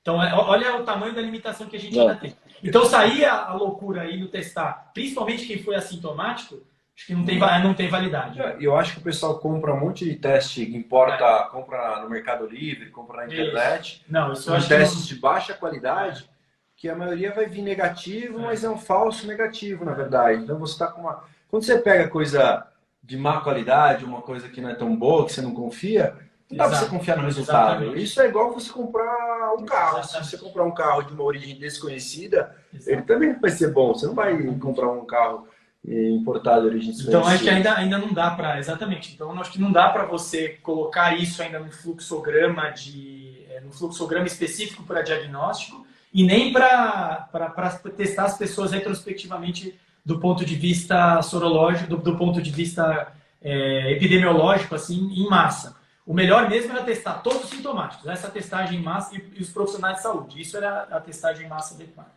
Bom, já estamos longo aqui. Vamos só... Ori, você tem algumas dúvidas aí que o pessoal perguntou? Se você quiser perguntar. Não, na verdade eu queria só fechar. Então, se for uma parte mais direta para o Fabrício também, o que ele acha, em relação a... Muita gente perguntando se o distanciamento social, a quarentena vai se manter por mais tempo, se a gente tem como ter uma perspectiva, se vai abrir e fechar. Só queria saber a sua opinião nisso. Aqui na Austrália eles também não falam em abrir. A gente tem de pessoas das mais pessimistas possível que falam que a vida vai mudar completamente, que vai demorar anos para abrir de novo, que avião só vai voar daqui 2 anos, até pessoas falando que não. O que a gente tem aqui na Austrália que as pessoas falam é que a perspectiva é que em alguns meses possa voltar a abrir, mas existe uma chance grande de abrir e fechar e ficar dessa forma intermitente. Como os casos estão muito baixos, a ideia seria abrir, voltou a subir, passou de 100, 150 por dia, fecha de novo.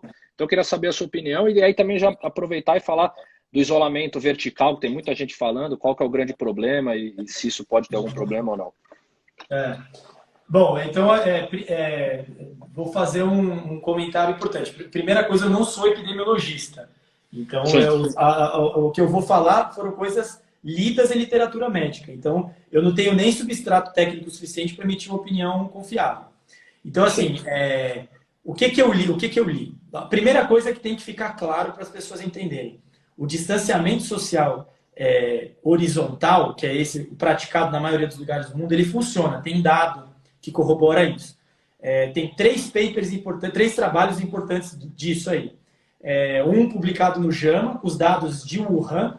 Então, os caras viram retrospectivamente depois, baseado nos testes, na notificação compulsória dos testes lá, colocaram as 4 fases da doença e viram que cai drasticamente depois das medidas de distanciamento social, além de outras medidas de saúde pública adotadas lá. A outra é um editorial que numerou do Jornal de Medicina de Infecções em Viajantes em Singapura, que foi um dos melhores controles, em que lá houve uma certa quarentena horizontal, porém o principal fator lá envolvido foi a testagem em massa. Tá? Então, botando esses 2 principais trabalhos, tem o do Lancet também, né, lá de Singapura, com os números também, que a gente até conversou sobre ele. Então, assim, botando esses números em voga, botando esses números para discussão, qual a conclusão que a gente tem que fazer? Qual a conclusão que tira? Existem 2 métodos. O primeiro método, que seria o melhor de todos, a melhor situação. Se você consegue testar em massa, porque se você testar em massa, você consegue pegar todas as pessoas que têm sintomas e tirá-las de circulação rapidamente e testar todas as pessoas ao redor dessas pessoas e vigiá-las com testagem também, para você pegar a conversão de todo mundo e isolar essas pessoas e tirá-las da circulação. Nesse contexto, talvez seja possível fazer o que todo mundo quer aqui no Brasil e no resto do mundo, que é não parar com todas as suas atividades. E a outra estratégia, que é adotada em lugares em que não tem possibilidade de testagem em massa. Como você não tem número, você tem que isolar todo mundo de todo mundo e ficar no escuro. Esse é o grande problema que a gente tem em relação a essas 2 estratégias. A outra estratégia discutida é o isolamento vertical, que seria isolar grupos de risco ou populações de risco. Isso é possível? Claro que é possível. Tem racional fisiológico, mas precisa de teste. Então, algum lugar do mundo que tivesse feito isso e adotasse essa medida sem testagem em massa, como foi feito em Singapura, se tivessem dados com isso, a gente poderia defender ou não isso aí. Então, qual é a minha opinião sobre isso? Eu não tenho uma opinião clara sobre isolamento vertical porque não tem dado. O que eu acho de isolamento vertical, que eu vejo que as pessoas não comentam muito, é que a gente tem visto, e vocês estão aí também devem estar vendo, que as pessoas jovens ficam sim doentes. Elas ficam doentes. Elas podem, talvez a mortalidade é baixa e tudo isso é verdade, mas elas ficam doentes, muitas precisam ir para a UTI e algumas morrem. E pelo menos o que eles falam muito aqui na Austrália, nos hospitais, é que se a gente libera todo mundo sem ter esse controle, que você disse de testagem, na expectativa de que pelo menos o grupo de risco está lá e não vai ficar doente, vai ter muito jovem que vai ficar doente, vai ter muito jovem, consequentemente, que também vai precisar de hospitalização. Porque eles precisam de hospitalização. E eles podem morrer menos, etc. Mas se eu boto 1 milhão de jovens, então um número baixo, e desses daí 10% vão precisar de UTI, numa massa de um país, isso pode ser muito UTI ainda assim. E isso pode sobrecarregar do mesmo jeito. Essa que é a questão.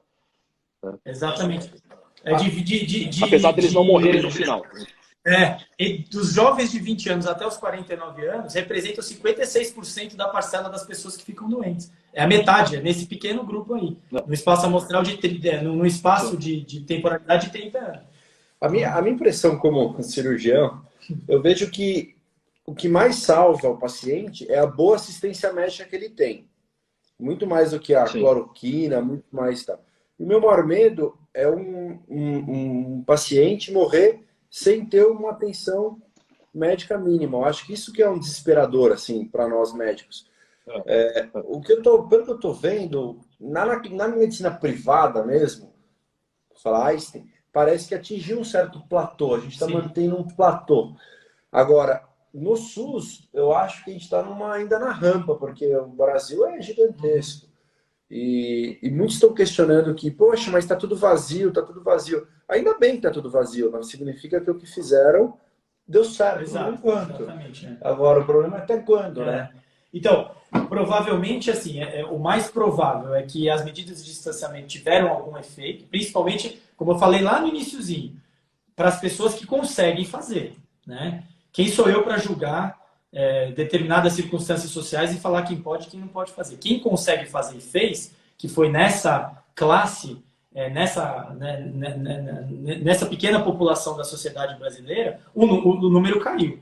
E a única intervenção feita diferente foi essa. Não teve testagem em massa, para dizer que essa tenha sido uma intervenção, e não teve nenhuma outra medida de saúde pública importante a não ser o distanciamento social. Então, olhando retrospectivamente, o número caiu por isso, provavelmente por isso. Agora, na saúde pública, o número é esse mesmo, os casos estão ascendendo, que é o estágio de doença bifásica que a gente observa quando acontece. Talvez, eu imagino que talvez a estratégia que tenham adotado, isso também é achismo, opinião, que tenham sido esse distanciamento para que não houvesse o colapso inicial e desse tempo de preparação para alguma coisa à frente. Por exemplo, agora a gente está com quase 1 mês e meio de epidemia aqui. Então, e desse 1 mês e meio, construísse mais leitos, tivesse mais assistência para que as pessoas pudessem voltar à circulação pelo menos próximo, né, do habitual, o que é possível fazer, né, e atender as pessoas que eventualmente fiquem doentes. Agora, defender uma linha ou outra linha, isso eu não sou capaz de fazer, porque para defender uma linha ou outra, você precisa de dado, né? Sim, perfeito. Bom, tá muito legal, assunto muito interessante. Você tem algumas considerações finais aí, Ari, para fazer? Não, eu acho que é isso que a gente falou durante a live. Eu acho que as pessoas têm que entender que todo mundo quer sair dessa o quanto antes, quer achar uma solução o quanto antes. A gente torce pela cloroquina, né? Exatamente. Assim, eu tô cloroquina. As pessoas têm que entender isso. Eu aprendi com o meu tutor na Holanda, que foi o meu grande professor, que a posição de um cientista não é acreditar que alguma coisa funciona. Porque você acreditar que uma coisa funciona te tira do ponto de não viés que um cientista tem que ter. Eu tenho que testar uma hipótese. Eu tenho que testar essa hipótese. E a hipótese ela vai vir, eu vou conseguir comprovar ou não. A minha hipótese é, a cloroquina funciona, então vamos testar. Se ela vier que não funciona, eu vou ter um resultado do mesmo jeito, ela não funciona. A gente não pode ter paixão, a gente não pode ter amor por alguma coisa. A gente tem que ser cientista. E ser cientista é ser leigo o tempo inteiro. Leigo nas perguntas, a gente não sabe as respostas. E a gente sempre tem que entender que atingir o resultado verdadeiro, às vezes não é interessante para muitas pessoas, mas é o melhor que a gente tem que fazer. E a gente tem que tomar cuidado com as informações que são circuladas aí o tempo inteiro, porque a verdadeira ciência é muito diferente do que circula. Então, o que eu queria deixar de mensagem é que cientistas querem sim arrumar uma cura, uma solução. Não sei se vão arrumar, como o Fabrício falou, eu também sou cético quanto a isso, mas que a gente tem que tentar colaborar para que a pesquisa progrida e que aconteça, e não que a gente fique tentando arrumar curas com base em 2 doentes, 3 doentes, achado de contagem viral e etc. E ou porque que o eu acho famoso que usou outro. Exatamente, ou porque o político X falou, o político Y falou. Isso, político não tem que se meter em ciência, a gente tem que entender que ciência é ciência o tempo inteiro. E lembrar só que as regras da ciência surgiram em momentos de exceção. Não é porque é pandemia que a gente tem que jogar tudo no lixo e colocar as pessoas em risco. Muito pelo contrário. Agora, mais do que nunca, a gente tem que proteger todos os pacientes, todos os participantes de danos que as pesquisas podem causar. Então, é isso que eu queria deixar claro. A pandemia justifica, sim, estudos de fase 3, embora muita gente vai falar para você que não, que é um momento de exceção, tem que ficar dando tudo o que quiser. Todas as medicações. E que o distanciamento social, como o Fabrício falou, funciona. Isso é inegável. Que funciona, funciona. Se a transmissão de uma doença é feita por contato, se você não tem contato, você diminui. Isso é dado. Agora, quanto vai durar, se isso tem outras alternativas, o problema da economia, tudo isso é de país para país e de local para local. Exatamente. Vai ter que pesar. Aqui na Austrália, talvez aguente-se um distanciamento social mais prolongado do que no Brasil. No Brasil pode não ter. Agora, vir falar que o distanciamento social vai causar mais mortes, a gente também não tem esse dado.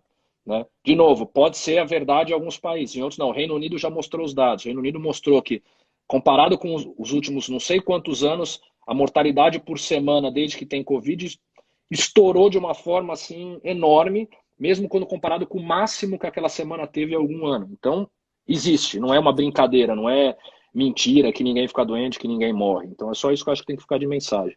Exato, perfeito. Você, Fabrício? Primeiro foi um prazer. Primeiro que eu vim visitar E o foi um Ari, prazer, exatamente. Tem 2 meses que eu não vejo ele, eu vi ele hoje. A outra coisa, prazer falar contigo ao vivo. Já tinha alguns dias que a gente não se falava. E, bom, a discussão foi ótima, foi um excelente nível. E mensagem, o que eu tenho para falar é do bom senso, né? Em momentos de crise, o que mais a gente precisa é sempre do bom senso. O bom senso ele é fundamental para a gente tomar as decisões e principalmente para a gente interpretar as informações que chegam a gente. Então, acolher um discurso nesse momento e defender isso como bandeira pode ser prejudicial, né? Pode ser danoso, porque quando a gente trabalha com dado, quando a gente trabalha informação de opinião das pessoas baseada em dado, a gente não pode ter exclusivamente uma bandeira, uma narrativa para defender. Porque isso aí não deixou de ser conhecimento, aí virou narrativa, né? E narrativa a gente deixa para os políticos, não é com a gente. Então, a gente tem que interpretar os dados de acordo com que eles chegam para a gente. E quando a gente não tem competência para interpretar os dados, a gente tem que pedir para alguém que saiba mais que a gente, como o Ari, por exemplo, para interpretar os dados para a gente. Para aí sim a gente conseguir formar a opinião das pessoas e conseguir informar as pessoas da forma mais adequada e fazer com que a crise, o desespero e a histeria acabem o mais rápido possível, né? Acho que esse que é o nosso papel. Além de cuidar dos doentes, é também formar opinião. E a opinião tem que ser formada baseada em dados concretos, não em narrativa. Acho que é isso que eu acho que é o mais importante. Eu acho, para fechar de vez, também agradecer você, o Fabrício, pela oportunidade. Saudade de todos aí no Brasil que participaram. E também eu acho que é uma oportunidade única para a gente, como população, se integrar um pouco mais, se inteirar um pouco mais do que é ciência, do que é pesquisa. Eu acho que se a gente tem que tirar alguma coisa boa disso tudo, alguma coisa que pode nos ajudar, é isso. A gente, como população, está tendo a oportunidade única de ir atrás de como funciona uma pesquisa, como que a gente pode ajudar, porque no final das contas quem faz a pesquisa é o paciente. Se nenhum paciente topar participar, não existe pesquisa. Então eu vejo aqui na Austrália uma diferença muito grande, é que o povo australiano, como população, é muito inteirado de pesquisa. Eles têm sites dos pacientes, eles têm um comitê de pacientes, eles têm no Brasil, mas ainda é muito pequeno, eles sabem o que é um processo de randomização, então eu acho que isso é uma oportunidade única para a gente também falando de ciência, utilizar essa pandemia, já que está surgindo um tanto de estudo, toda hora no WhatsApp surge um estudo isso, um estudo daquilo, acho que é uma oportunidade única da população ir atrás e entender o que é ciência, como é feito, a ética, a seriedade por trás, a randomização, por que cair no grupo placebo não é ruim, às vezes é necessário. Então, acho que isso é uma oportunidade única que a gente tem também nesse momento para sair maior como sociedade e principalmente na área da ciência, para a gente ia ser muito bom. Bom, verdade. Eu conversei com umas pessoas ultimamente, aí até uma recente conversa com um senador que é chefe da bancada aí no Brasil na parte da saúde, e eles acham que vai ter um momento que eles vão voltar a olhar para a ciência nacional com melhores olhos, porque eles sentiram na pele a falta de ter tecnologia aqui para fazer uma máscara e também para desenvolver um estudo rápido. Eu acho que isso vai ser, uma parte boa que pode deixar para a gente o Covid. Bom, e até o teste, né? Fazer os testes, né? Fazer os testes. Tem insumo para fazer testes. A gente não consegue desenvolver reagente e insumo no Brasil, tem que importar muitas vezes. Agora tem alguns, mas tem que importar, e aí fica refém da importação. Boa. Ari, muito obrigado pelo seu tempo. Eu sei que está puxado aí. Obrigado. Na Austrália. Obrigado. Estamos com saudade de vocês. Você representa a gente aí, a pesquisa dos brasileiros aí fora do país. Obrigado, Fabrício, mais uma vez. Manda um beijo para a Patrícia. Obrigado. Beijão para a Patrícia. Manda um beijo para todos aí também. Força aí, que eu sei que não é fácil. Tá fora aí da nossa casa e principalmente num momento desse. De bastante insegurança e incerteza. Mas força aí, amigo. Estamos por aqui. E em breve a gente vai estar junto. Obrigado, gente. Foi um prazer. Um abraço. Tchau, obrigado a todos. Tchau. Eu vou publicar isso aqui e depois eu deixo no YouTube. Um abraço. Tchau. Tchau.